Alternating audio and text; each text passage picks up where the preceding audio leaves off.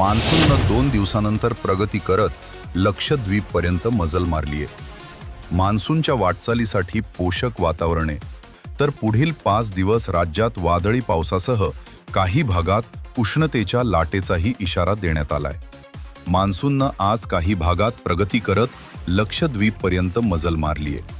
मान्सूननं आज नैऋत्य आणि आग्नेय अरबी समुद्राचा काही भाग व्यापला आहे, तर लक्षद्वीपच्या काही भागांपर्यंतही मान्सूननं मजल मारलीये.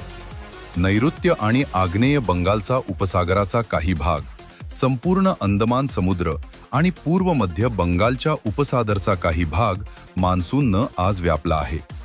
मान्सूनच्या वाटचालीसाठी पोषक हवामान आहे, त्यामुळे पुढील 2 दिवसात मान्सून नैऋत्य आणि आग्नेय अरबी समुद्राचा आणखी काही भाग, लक्षद्वीपचा भाग, आग्नेय आणि मध्य पूर्व बंगालच्या उपसागराचा काही भाग तसेच नैऋत्य बंगालच्या उपसागरचा संपूर्ण भाग व्यापण्याची शक्यता आहे, असा अंदाज हवामान विभागानं दिला आहे.